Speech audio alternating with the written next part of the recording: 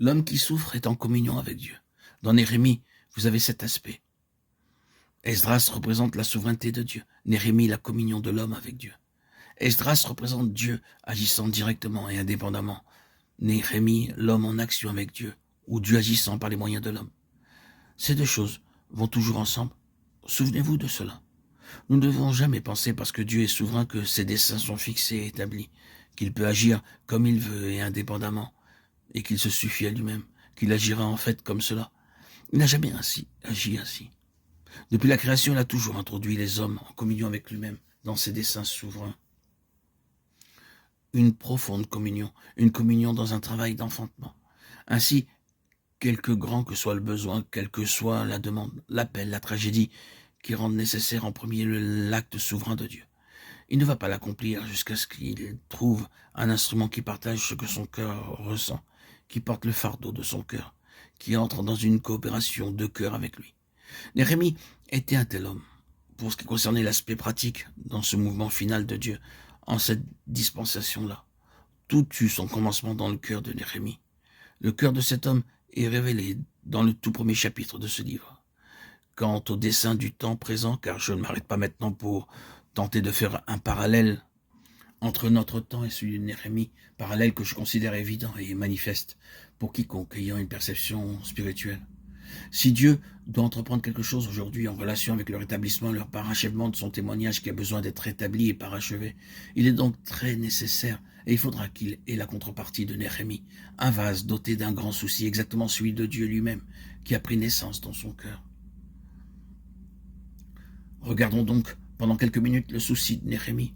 Cet homme avait une véritable appréciation à la fois du comment les choses devaient être et du comment elles étaient réellement. Nous ne parviendrons nulle part en tant qu'instrument dans le dessein de Dieu, jusqu'à ce que ces deux points soient clairs dans nos cœurs. Comment les choses sont réellement et puis comment les choses doivent être. Comment Dieu voudrait les avoir s'il les avait selon sa pensée, selon son cœur. À quoi elles ressembleraient si elles reflétaient et exprimaient vraiment l'intention de Dieu. Vous et moi, nous n'irons jamais très loin dans notre relation avec Dieu, si du moins nous parvenons quelque part, jusqu'à ce que nous apercevions quelque peu le réel état des choses en contraste avec la pensée de Dieu, jusqu'à ce que nous ayons vu réellement ce que Dieu désire, ce qu'il a vraiment à cœur, comment seraient exactement les choses si elles étaient selon sa volonté. Puis, bien sûr, nous devons voir les contrastes, les facteurs qui s'opposent, la nature de la situation, comme n'étant pas selon la pensée de Dieu. Néhémie était un tel homme. Il regarda, il se forma un jugement sur les données. Il vit d'une part ce que Dieu voulait avoir et d'autre part combien les choses étaient différentes de ce que Dieu voulait avoir. Il y a bien entendu beaucoup de gens qui peuvent être très critiques à l'égard du christianisme et de l'Église, des gens qui ont toute une évaluation mentale et tout un jugement à l'égard de la situation, et qui, d'une façon très supérieure, parlent des mauvaises conditions existantes parmi les chrétiens et dans l'Église, et qui peuvent être à très bon compte s'adonner à déplorer l'état des choses. Néhémie n'était pas de ce genre-là. Néhémie n'était pas simplement négatif. Néhémie était positif. Il était constructif. Il n'était pas seulement celui qui pouvait dire « Maintenant, regardez la situation, voyez combien elle est différente de ce que Dieu avait en vue et voulait. Voyez ceci, voyez cela et encore cette autre chose. » Non seulement il pouvait faire cela, mais il était à même de mettre en évidence un remède positif et de montrer comment la chose pouvait être changée pour donner voie au rétablissement. Il est un homme de vision positive. Il y a tant de gens qui prennent une ligne négative et quand vous les questionnez sur ce qui doit être fait, sur la chose qu'il faut faire à cet égard, ils n'ont rien à avancer. Tout est négatif, à satiété.